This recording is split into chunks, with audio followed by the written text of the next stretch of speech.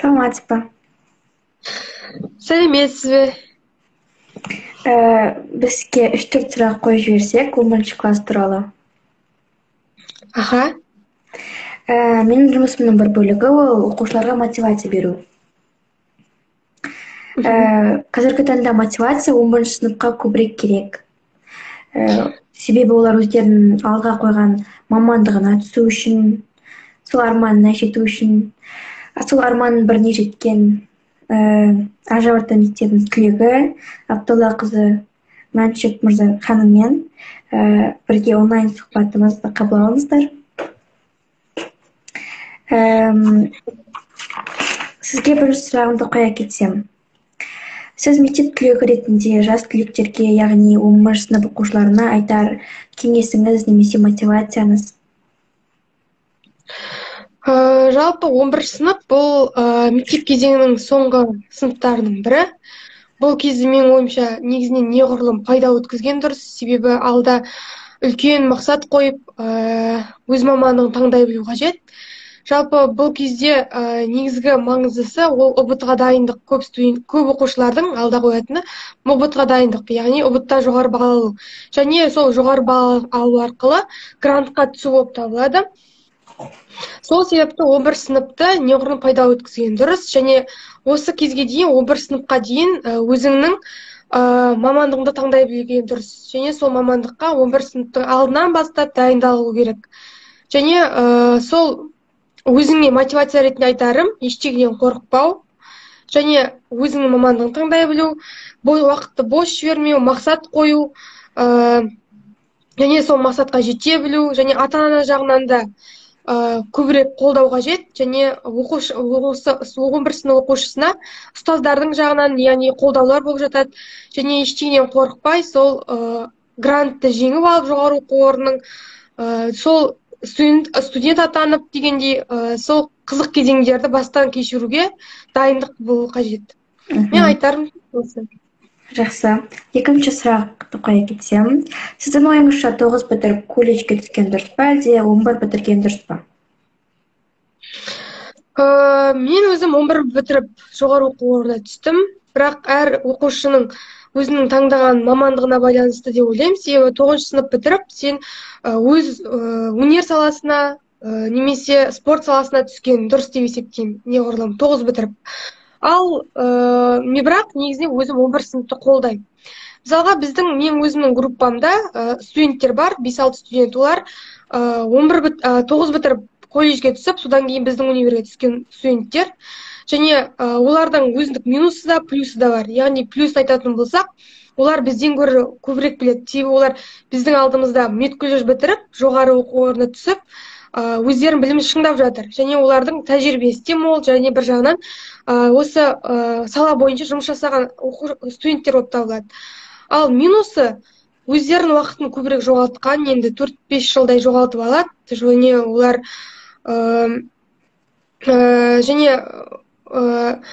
сол өз уақытын жоғалтып алады, және жастары үлкен болып келеді. Сол себепті мен ойымша неғұрлым 11 сыныпты бітіріп түскен дұрыс деп есептеймін. Және студент оқушыларға айтарым да, сол неғұрлым 11 сынып бітірген дұрыс. Үшінші сұрағымызды қоя кетсек, 11 сынып оқушыларына ұбт кезіндегі қорқынышты қалай жеңуге болады, және сіз өзіңіз қалай жеңдіңіз? Және жалпы ұбт-ға қорқыныш бұл барлық оқушылардың алдында болады, себебі ол сынақ, бірақ сынақ болғанмен, бұдан кейін де өмір бар. Сол себепті оқушыларға айтарым, дайындық болған жерде қорқыныш ондай қатты болмайды. Сол себепті дайындық мықты болу қажет, ең құрғанда ең кемінде 70-80% дайын болу қажет.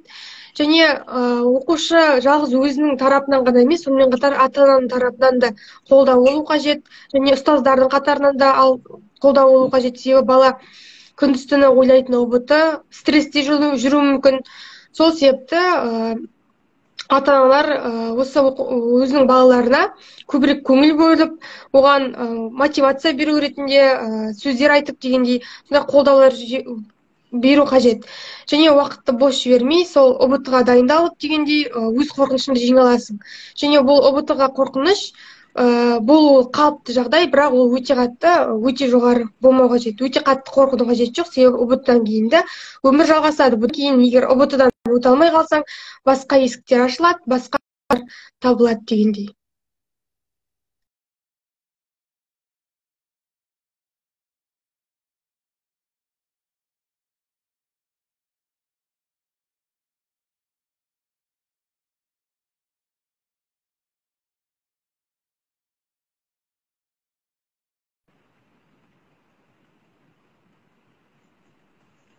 Төртінші сұрақты қоя кетсем,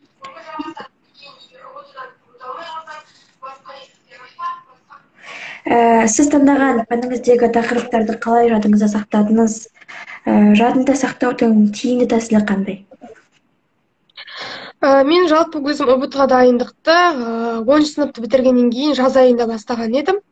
Және кейбір ұстаздардың айтуы бойынша сабақты неғұрлым басың өте жаңа болып тұрған кезде, яғни свежий дейді ғой, сол кезде, яғни ұйқынан тұрған кезде және далада көбірек серуендеп барып, арасына уақыт салып отырып дайындалған дұрыс ұбт-ға.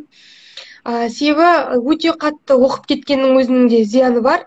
Және ол кезде басыңа егер өзіңді оқу керек деп өзіңді күштеп оқи берсең, сен бірақ ұйқың келіп тұрса, сен бірақ қарның ашып тұрса, солай дайындалғанның өзінің ешқандай пайдасы жоқ деп есептеймін. Сол себепті өзімен тынығуды да, дайындықты да үйлестіре білу қажет. Және мен дайындалған кезде жалпы стикер деген осындай нені қолданған едім.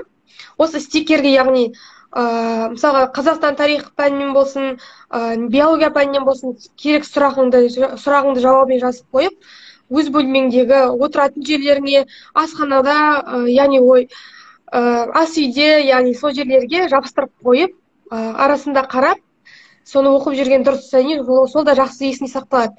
Және мен бір дағыда дайындалғаным, бұл Ankydroid деген программа, бұл Google Play Marketте бар. Яғни осы программаны жазып алып, оған флешкілер дайындап, өзің немесе өзі бұл қажет. Мен ол кезде бір ұбт академиясы деген ВКонтакте желісіндегі парақшадан алған едім. Сол, яғни пәндер бойынша сұрақтар шығады, үстінде сұрағы шығады, жауабы көрінбей тұрады, өзің жауабыңды айтасың, одан кейін астында басқанда жауабы шығады. Сондай программа бар, сол арқылы мен дайындалған едім. Және тағы бір айта кететін нәрсе, мен ұбт академиясы деген жаңа айтқан ВКонтакте желісіндегі парақшада менің кезінде тек математика пәнінен, математикалық сауаттылық пәнінен болған еді. Сабақ, яғни курс болған еді. Сол курсқа қатысып, мен көп білім алған едім. Және қазір кезде енді 4 жыл өтті, одан кейін қазір бұл ұбт академиясы одан сайын дамыған, жаңа қарап шықтым өзімді. Және бұда қазір басқа пәндерде бар, математикалық сауаттылықтан басқа физика, химия, биология барлық пәндерде курстар бар екен, ақылы өтетін курстар. Сол курстарға қатысып дайындалған дұрыс деп есептеймін. Және қазір барлық соткада бар, телефонаға неше түрлі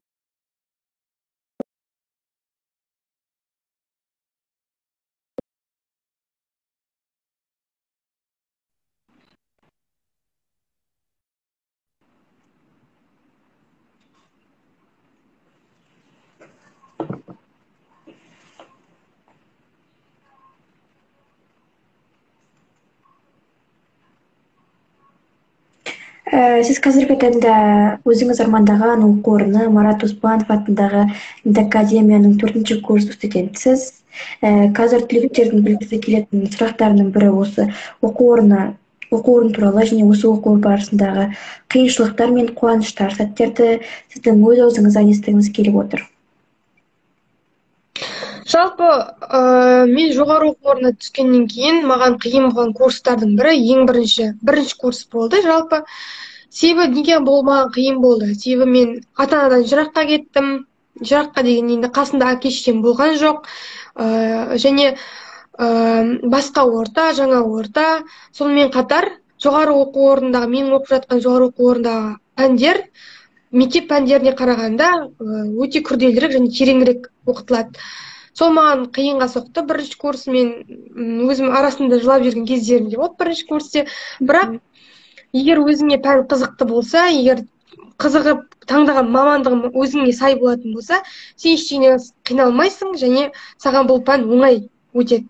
Өз қиындықтар азаяды. Және бірінші курстан өткеннен кейін енді өзіңнің қасындағы студенттермен жақын араласып, танысып, біліскеннен кейін қызықты кезеңдер басталады. Сонымен қатар универге түскеннен кейін де неше түрлі салалар бар, неше түрлі жобалар, ғылыми жоба саласынан, ансамбльдер, ән саласынан неше түрлі топтар бар, соларға қатысу арқылы өзіңді шыңдай түсесің.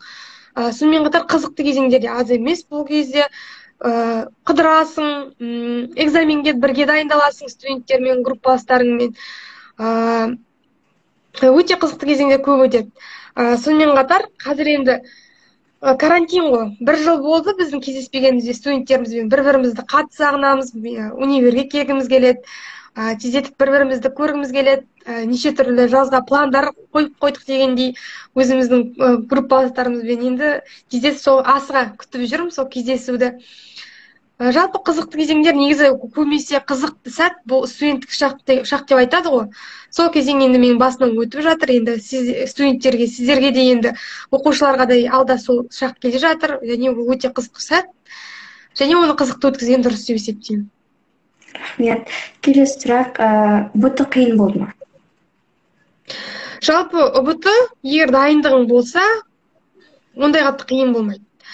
Мен үшін ұбт қалай өтті? Мен 1 күн бұрын дайындалған кезде оған дайындық ештеңе оқымай, тек тынығу, таза ауада көп серуендеп, өзіңді ойша дайындап, яғни ұбт-ға өзіңе сеніміңді арттырып, және сонымен қатар осы ұбт-ға күніне дейінгі дайындығың болса, сен өзіңе сенімді боласың. ұбт жақсы шығатыны. Және ұбт-ға кірерде әрине қорқыныш болады. Және бұл тестті ашып, кітапшаны ашқаннан кейін менде ода сұрақтарды көрген кезде, менің білетін сұрақтарым болған кезде менде қорқыныш жойылды. Және сол қорқыныштар жойылғаннан кейін сен өзіңді еркін сезінесің. ұбт 3-4 сағат өткеннен кейін, шыққаннан кейін, ұбт-дан кабинеттен шыққаннан кейін, ата-анаңнан күтіп тұрады, барлығын күтіп, бірге шыққаннан кейін өзіңде арқаңнан жүк түскендей болады. Және ұбт-ның мен өзім шыққанда, өзім келген сұрақтарға байланысты өзім ойша қараған есептеген кезде бір кемінде 110 балл алып шығамын деп есептеп, әке-шешеме айтқан едім. Сол 110 балл маған бұйырған екен 140 баллдың ішінен. Және бұл аз балл емес деп есептеймін. Бірақ өзіме шамалы аздау көрінгенмен, енді жоғары балдардың бірі. Соған қатты қуанып, бәріміз қызық болды. Бірақ студент оқушыларға айтарым, 11 сынып оқушыларына, егер өтпей қалып жатсаңдар, 11 сыныптан кейін ұбт-ын тапсыра алмай, аз балл алып қалып жатсаңдар, ондай сәттер болады енді. Өте алмай жатқан кезде өте қайғырудың, өте түңіліп кетудің қажеті жоқ. Себебі бір есіктер жабылса, екінші бір есіктер ашылады ғой. Жаңа бір жол ашылады дегендей. Яғни ұбт түспей қалғанның өзінің де біреулерге пайдасы болып жатады. Яғни басқа оқу орнына түсіп кетеді, немесе жұмыс істеп, өзін шыңдап, бизнес саласына кетіп қалатын студент оқушылар бар. Және сол себепті ұбт-дан қорқудың қажеті жоқ. Ол ондай қатты дайындық болса, ешқандай қиындық туғызбайды деп есептеймін. Қандай оқуда таңдарын білмей жүрген түлектер бар, соларға не айтасыз? Оларға айтарым, неғұрлым енді өзіңді жан-жақты қарай білу қажет. Және қазір интернет желісі бар дегендей, сол ғаламтор желісі бар, сол арқылы қарап, өзіңе ұнайтын не ұнайды, өзің жаның нені қалайды, сен нені жақсы білесің, соны қараған дұрыс, солар арқылы шешкен дұрыс. Және қазір қарап отырып барлығын, басқа мысалы жоғары сол өзің ұнайтын жоғары оқу орындарына, немесе осы оқу орнына түскің келеді-ау деген оқу орындарында оқып жүрген студенттерден шамалы жазып, іздеп тауып алып, жазу арқылы, сұрау арқылы, сұхбат алу арқылы біліп алуыңа болады. Өзің сосын қай оқу орнына түскің келеді, соны таңдаған сол оңайырақ болады деп есептеймін. Өзің енді қалаған, жаның қалаған оқу орнын таңдаған дұрыс. Рахмет жауабыңызға, Жнестин. Түлектерге айтар бір тілегіңізді естігіміз келеді. Енді биылғы, яғни 2021 жылғы бітіретін түлектерге айтарым. ештеңеден қорықпаңдар. Бұл ұбт соңы емес. Бұл ұбт-дан енді Алланың қалағаны болады ғой. Бұйырған сәттілік те болуы мүмкін, бірақ дайындықтарың мықты болсын. Қазірден егер бастамай жүрсеңдер, дайындықты қазір бастаңдар.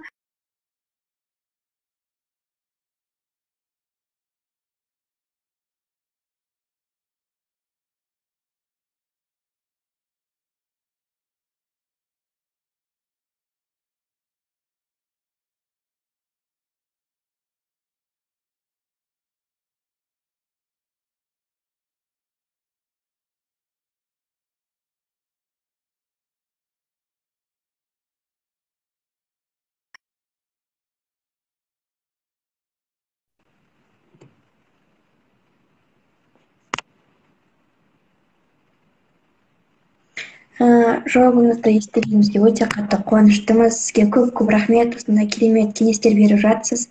Мен ойлаймын, 10-шы сынып оқушыларына бір керемет мотивация болды деп.